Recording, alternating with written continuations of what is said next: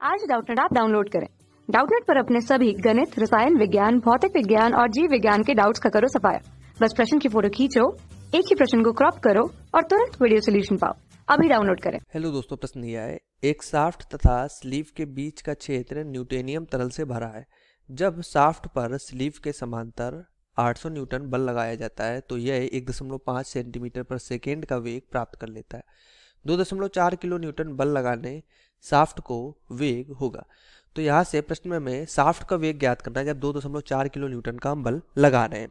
प्रश्न में कह रहा है कि एक शाफ्ट तथा एक स्लीव है हमारे पास। तो हमने मान लिया यहाँ पर कि हमारे पास कोई शाफ्ट है, ठीक है, इसी के समांतर हमारे पास यहाँ पर एक स्लीव है, ठीक है।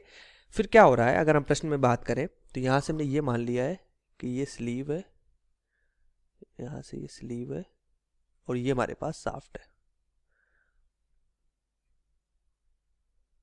ठीक है। प्रश्न में कह रहा है कि जब हम शाफ्ट पे बल लगा रहे हैं, यहाँ से मान लिया, यहाँ से शाफ्ट से F न्यूटन में जब हम बल लगाते हैं यहाँ से 800 न्यूटन का, तो यहाँ से 1.5 सेंटीमीटर पर सेकंड का वेग यह प्राप्त कर लेता है। तो 2.4 किलो न्यूटन का जब बल हम लगाएंगे शाफ्ट पे तो वेग क्या होगा, उस वेग की हमें प्रश्न में गणना करनी है। तो बल के लिए यहाँ पर संबंध होता है, क्योंकि प्रश्न में यहाँ से दिया गया है कि इसके मध्य जो तरल भरा हुआ है उस तरल का मान हमें यहाँ से नहीं दिया गया है, न्यूटेनियम तरल भरा हुआ है। यहाँ पर न्यूटेनियम तरल यहाँ पे इसके शाफ्ट तथा स्लीव के मध्य भरा हुआ है। तो दोनों के मध्य भरा हुआ है, उसका तरल का सांता गुणांक होगा नीटा कुछ, वो एक नियतांक होगा, एक नियत मान होगा, उससे कोई फर्क नहीं पड़ेगा। तो बल F इक्वल टू हम लिखते हैं नीटा ए dv बटे dy, ठीक है।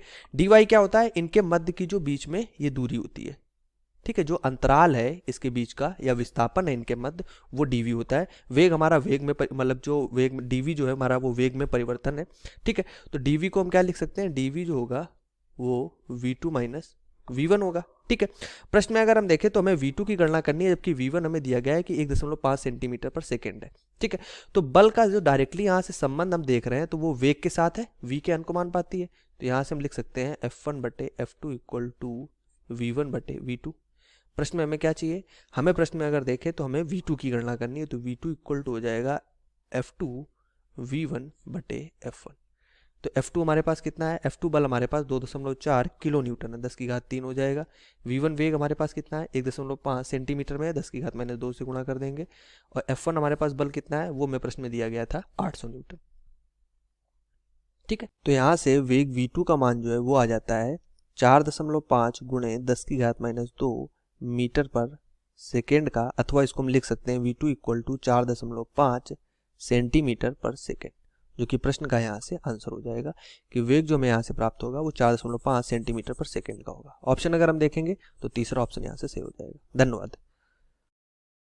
कक्षा 6 से 12वीं से लेकर नीट, IIT, JEE वो एडवांस के लेवल तक 1 करोड़ से ज्यादा छात्रों का भरोसा। आज ही डाउनलोड करें डाउटनेट ऐप या व्हाट्सएप करें अपने सारे डाउट्स 8400 400 400 पर।